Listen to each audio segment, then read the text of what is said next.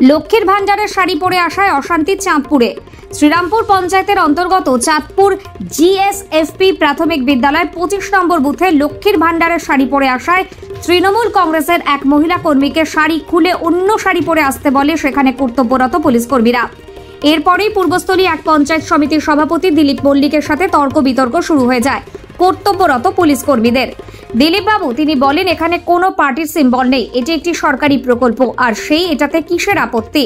কেনই বা উনি শাড়ি খুলে অন্য শাড়ি পরে আসার কথা বলবেন? যদি এ প্রসঙ্গে স্থানীয় বিজেপি নেতার অভিযোগ, ভোট দিয়ে উনি বেরিয়ে এলে কোনো সমস্যা নেই, কিন্তু ওই শাড়ি পরে বারবারই তিনি ভোট কেন্দ্রের সামনে ঘোরাঘুরি করছেন, এতে ভোট প্রভাবিত হতে পারে, তাই আমরা অভিযোগ জানিয়েছি। Bureau report, news UNI. Vote দিতে এসেছিলেন? আচ্ছা, দিয়ে কি অবজেকশন করছেন এনারা? বলছে এই শাড়ি পরে আসা যাবে না, এখানে থাকা যাবে না।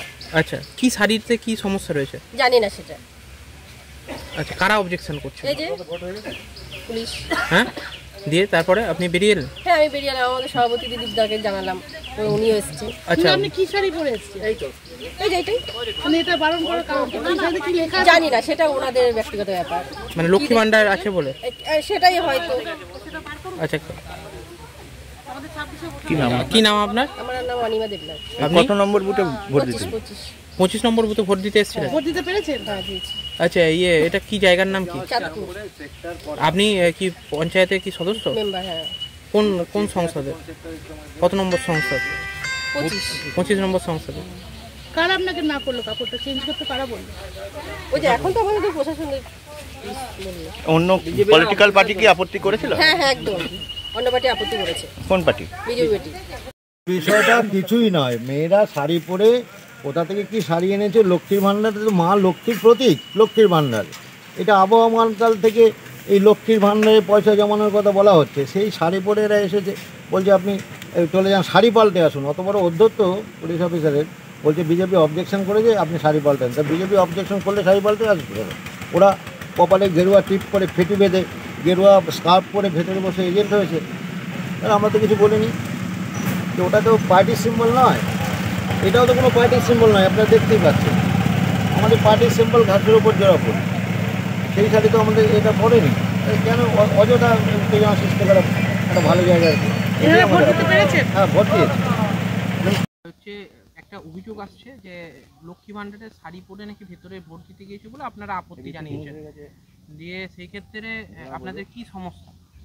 না, আমরা দেখছি অনেকক্ষণ ধরে উনি একটা শাড়ি পরে আছেন, ভেতরে ঢুকছেন বেরোচ্ছেন, উনি ভোট দিয়ে চলে আসতেন তাহলে ঠিক ছিল, উনি কিন্তু ভোট দিয়ে ওখানেই বসেছিলেন। ভেতরে যে বাইরে বারান্দার যে বেঞ্চিটা ছিল বেঞ্চিতে উনি বসে থাকছেন।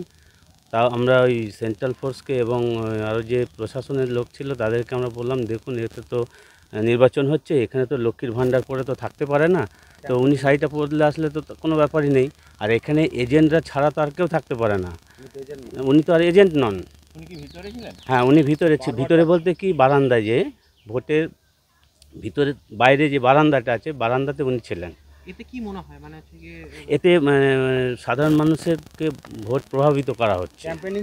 কিন্তু তৃণমূলের দাবি লক্ষ্মী ভান্ডারটা কি সরকারি প্রকল্প, সেক্ষেত্রে সেটাতে তো আর কোনো পার্টির সিম্বল না।